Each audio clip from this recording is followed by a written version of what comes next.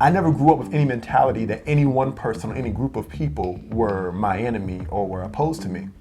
I grew up believing the devil was opposed to me. Right. And that anything that was sin, anything that was wrong, anything that was illegal the devil was the root cause of it. Hey everybody, Jalen Barnes, Jonathan Barnes back again. Next episode in our series, Black Jesus America. In yesterday's episode, we were talking about your history growing up black in around the 70s. So I'm raised by you. Mm-hmm. I'm raised by my mother, and we're living in Virginia. When different things go on involving black people, especially this year, a lot of people talk about conversations they have with their kids, like when do you have the race conversation with your kids? When do you sit your kids down and talk about racism? And I think about that because I have a son and I'm like, okay, am I gonna have that conversation? Because y'all never did with me. Mm-hmm. What was interesting was y'all never sat me down, me or my brother, and in any way made us believe, A, that we were less than, B, that there's anything that we couldn't do, or C, that anybody out there would try to stop us based on race or anything like that, or based on anything. I never grew up with any mentality that any one person or any group of people were my enemy or were opposed to me. I grew up believing the devil was opposed to me. Right. And that anything that was sin, anything that was wrong, anything that was illegal the devil was the root cause of it. But I was not oblivious to other mindsets. Right. You know, we had friends, where there were friends in our church, and then eventually sixth grade was when I went into public school. Before that, you homeschooled us. And but we went into public school. And so I encountered other mindsets. I watched TV. I understood racism, understood slavery. Y'all didn't really talk to me about it, but I understood it. We learned it in school. So I got it. It didn't shock me that it existed. But because of my mindset, whenever someone would treat me wrong, I never immediately accredited to, oh, it's because I'm black. Mm-hmm. I never did. Right. And what I found was growing up and learning people, a lot of times what you accredit someone treating you wrong on is based on something that maybe you're insecure about or past experiences because people have poked that area before. And so that becomes the bondage in you that this is the reason why, this is what you hate about me. That's so true. When I was in public school, Mama was a TA at the time, teacher's assistant. So she knew the teachers, and she was a TA at the same middle school I went to. And I was the high achieving kid. There were most of the teachers I was cool with. They liked me. I mean, I was well behaved and I did well. Mm-hmm. A few teachers, I got the vibe that they didn't like me. And looking back, I don't really know if they had something against me personally. It seemed that way, but these were also teachers that everybody found to be antagonistic against them. With Mama being amongst the teachers, I remember at middle school, there was one particular black teacher who I guess had the dirt on everybody, or at least she perceived she did. And so she was telling my mom which of the teachers were racist, which of the white teachers were racist. And so she was like accusing all the people, oh, they're racist, and that's why, Jalen is having an issue with them. I don't know if it was true or not, and my mom never got deep into that.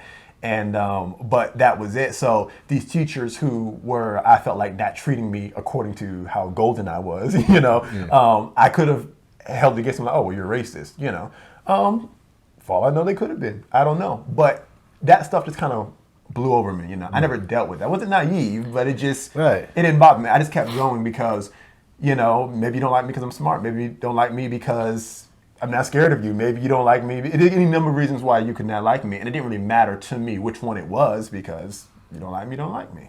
High school, more on the same thing. When I got into this advanced program, there was a few black kids in it. And but not many. So it was a predominant white program. But the school itself that this program was in was black, white, everything, So as I got older, a little more savvy, I could tell that, hey, I'm that one black kid. I'm one of the few black kids. Again, it never gave me a complex. I never felt like I had to overachieve to prove something. Mm-hmm. I just kind of did what I wanted to do because I lived in my own world. And I felt like y'all taught me, I could do anything. Mm-hmm. I was unstoppable. Nobody could stop me. And so I just did life and I did stuff. And those are my experiences. However, as you start getting peers and hanging out with people and doing these things, the way people talk begin to affect the way you talk. Mm-hmm. And you can be kind of a fraud because you can adopt a way of talking and a way of thinking to fit in that isn't even your experience. That's me. Yeah. That's what I was talking about before. Yeah. That's what I did. Yeah. And so the jokes like, okay, police handle black people differently. I remember I was about 13 years old, maybe a little bit old, maybe about 13 though. I was walking down the street in a not so great area. It was like a dangerous area in the middle of the day, but it was just a lower income area, you know, you might call it the hood. And I was walking with a white girl who I worked with, and I was walking with an African girl who I worked with. We made the joke, and I think I was the one that came with the joke because it came from my head. And I made a comment to the white girl that, hey, if we get stopped by a police officer or someone sees to call the cops on us, you're going to be our saving grace because you're the white girl. You can vouch for us that we're not doing anything crazy. And she laughed. The African girl laughed. We all laughed. Like, oh, yeah, that's true. I've never had experience. I had never even been stopped by a cop, nothing like that. But because I knew that was just the consensus in the black community and that was the joke, I thought, oh, this is a funny joke. I'm going to say it. But looking back, like, how jacked up is that? Mm-hmm. Like, what if someone else who's white makes that kind of stereotype about a black person? We'd be like, oh my gosh, that's terrible. And I just did it. Yeah. And you made a statement about everyone has had a racist thought. Everyone has had a racist, prejudice, classist, ageist, sexist thought. Yes. It is exactly true. You're 100%. I never thought about it when you said that, but you're exactly true. And looking back, I realized that, like, Jalen, why'd you make that joke? It did not come from any experiences you ever had.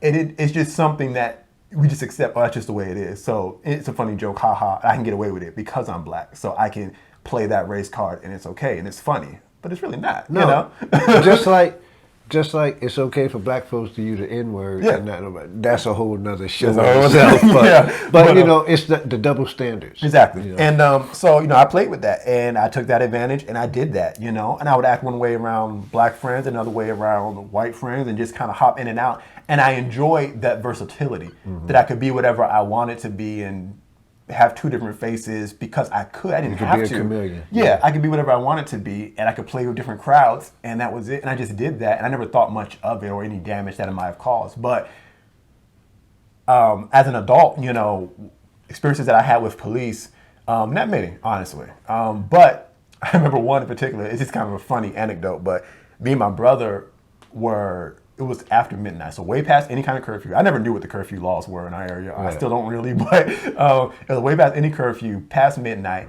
and it was me and my brother. He's driving. I'm in the passenger seat, and in the back seat is one of our friends. So I'm black, my brother's black, my other friend is black, darker skinned than us, nighttime, past curfew, and we're driving him home when he lives in an apartment complex. That's an area we would call the hood. Mm-hmm. So we're driving him home, getting to his apartment complex, there's a manhunt going on. Cops are everywhere in this complex and up and down the streets. And the guy sitting in the backseat listening, he's like, oh, they probably searching for somebody. And I don't know if he knew who the person was, but he was like, okay, there's a manhunt going on. Like, and he explained what was going on. We're like, okay. So I didn't get scared. Mm-hmm. You know, I had to talk to my brother how he felt, but I didn't feel scared or anything. It was just kind of interesting. Like, okay, what's going on? So we drop him off, and he said he's going to get in the house, but he's going to talk to some folks to find out what's going on. So he gets in, and we drop him off. He goes into his apartment. We pull out, and have to leave. On our way out, about to pull out into a main road to get out of that area, cop pulls up behind us, lights go on. So he stops us, and we stop. Again, don't remember being scared or anything like that, but just curious. So he comes up and talks to us. And he might ask us what we were doing there. And we just say, hey, dropping off a friend. And he asked, do you know why I stopped you? We said, no. And he said, and my brother had these beads hanging from his rearview mirror from school, had all these like spirit beads. And he said, well, you're not supposed to have that, you know, obstructing like that. That's actually, you know, you're not supposed to do that. And he said, that's why I stopped you. I think I could tell that was more a pretense. He wanted to make sure we weren't kind of get somebody out of there. Right. Like there was somebody in our back seat, which was cool with me. My mind, I just kind of put two and two together. That's really what it was. Yeah. I never went back to look it up to see if what he said about the beads was true. It might have been, but I felt like whether or not it was true, the main idea was he just wanted to make sure that we weren't who he was looking for, right, and that they weren't in our back seat or something like that. Right. So that was it. We didn't get any ticket, anything like that. He really didn't even say anything about us being out late about the curfew or anything like that. He just let us go and we went on about our business. Yeah. So that was my first major interaction alone with a police officer. But that was my interaction with race growing up. And like I said, I was never oblivious to anything, but I never had the stories that were traumatic. Right. And, you know, over the years I would think about that.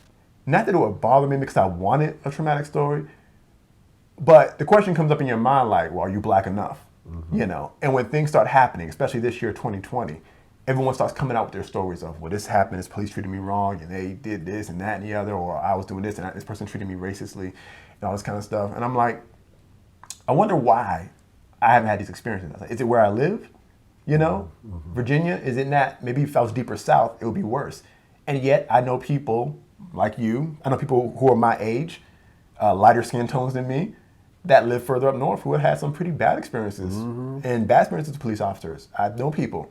You know, I thought, is my skin color, am I too light skinned? If I was darker, would I have a different experience? See, you know, here's part of what you got to understand. You have a story to tell from a negative connotation. Everybody wants to hear it. Yeah. But if you're a person that just never did anything wrong and you made your way and you're successful, you're boring. Yeah. But it's a mindset. And we're going to get into that. And that's a mindset. And so let's transition, because this year I became very, like I said, we have our political ideology and like that. And I stopped and I said, Lord, there's a lot going on. And I saw a lot of hurt and pain amongst black people, particularly black Christians, people who are my friends on social media, Facebook, Instagram. And I wasn't feeling the same hurt and pain and sorrow and fear that they were feeling. And so it was bothering me, because I'm like, am I insensitive that I don't feel the same way they feel? I was like, because I didn't have the same experiences? But I prayed about it. I really started and prayed about it. And while I'm praying and while I'm seeking the Lord on this, there's a lot going on. You know, Black Lives Matter is going on. Blackout Tuesday is going on.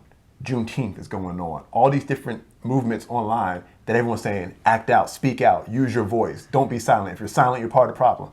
And I purposefully stayed silent.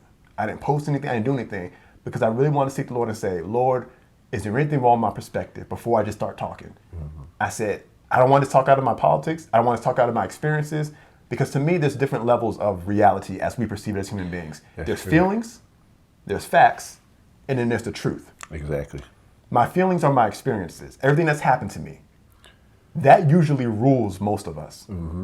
Facts are, you look at statistics and break it down and see what is actually happening in your three-dimensional world every day. Right.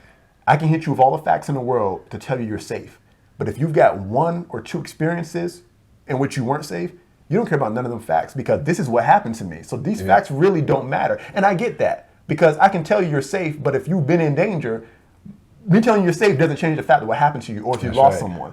So I said, I can't speak out of my feelings, because I haven't had all experiences someone else has had. I can come at you with facts, but then at that point, I could just be antagonistic and pushing you away, because I'm trying to convince you through statistics that it's not as bad as you think it is. But is that really going to help you? But then there's truth. And there was only one truth, and that's Jesus. And he said, my word is truth. So I prayed and I sought the Lord. And I said, Lord, I want to know whether or not I ever talk about it, whether or not I'm ever called to speak on these issues. I just need to know from me, because Lord, I don't want to be in the wrong. I don't want to be unsympathetic. I don't want to not reach out to people. And he taught me the principle of the ministry of reconciliation. And so in the next few videos, we're going to touch a lot of different topics. But if you've been living in 2020 in fear as a Black American, if you've been scared for your sons and your husbands and your fathers, you've been scared for yourself to get in the car because you feel like you're going to be shot down by a police officer, or you're going to be shot down by crime or by a riot or anything. And I mentioned Black Americans, but this could be anybody. If you've been living in fear, you will be free by the time we're done with this series if you follow it through, because the Lord has given me the answer. He's always had the answer. We've just not been preaching the gospel on it. We've been preaching our feelings. We've been preaching our fear. And I am tired of it, because I see good. And these people are smart people. Yeah. Good people that I know who are Christians, who are Black, and who are on social media afraid every day. Afraid every time someone else gets shot, and there's a new hashtag, and saying they're afraid for their sons and they're afraid for their fathers. And then I see people who we would call leaders, whether you would call them Black leaders, Christian leaders, things like that, who are also feeding into the fear and talking about how the system is just against your race. And when these people are calling out to these people, what do? I'm so afraid. They just say, well, it's going to get better. We just have to hold the faith. And it made me so angry when I saw that, because there is the answer, and it's been here the entire time. We just have not been preaching that gospel. And so when I see leaders that are just feeding into the fear and saying, well, I don't really have an answer, maybe it'll get better, just vote in the next election. Voting is not going to fix this. That's right. There is no vote, there is no candidate that is on that ticket that is going to fix your situation. It's going to fix your problem, your community. You want to know who the leaders of the United States of America are? If you are born again, the person who's directing the future of this country, look in the mirror. It's you. It's the church. And so I have a lot to say. We're going to talk about all these things. But I have to do it in order. And I am passionate about this. Yeah. But before I give you the answer, I've got to deal with one big, huge ideology that has pervaded the black community and the United States as a whole. And when I say the words, they're controversial. And those are 3 words: Black Lives Matter. It is a statement, it is a hashtag, it is a movement, it is an ideology, it is a policy, it is a platform, and it is an organization. Yes. And there's a lot to be said about it. Some people say it's good, some people say it's bad. Some people say, well, I don't agree with the organization, but I agree with the statement. How does that fit in? How does me, as a black Christian in America, deal with all that? I have to cross that hurdle of Black Lives Matter before I can get into the answer for the black person in America and for the Christian in America. And this is something you should watch, whether you're black, white, whatever, because this is vitally important. And when I heard of Black Lives Matter, and I saw it's been around for a few years now, but this year, I was very curious to know exactly what it was. I heard a lot of people talking about it. Mm-hmm. So I performed my own investigation. Right. In the month of July, I performed an investigation on Black Lives Matter. Mm-hmm. And I discovered some things. And as you watch this next video coming tomorrow, you're going to learn some things that you have never heard before. I mean, that's a bold statement, but I'm legit. You have never heard some of the things that I'm going to tell you about this movement. And some of the things you haven't heard purposely. Yeah. They've been. Oh, yeah, yeah. And we're going to get into that as well. And I'm going, and you're like, well, why are we talking about this? Because I have to cross this hurdle because this is the biggest voice right now in this conversation. Yes. So we're going to get into that. But for now, thank you for watching this video. Subscribe, hit the notification bell, share it with everyone you know, and come back tomorrow for something that will be life-changing. Thank you.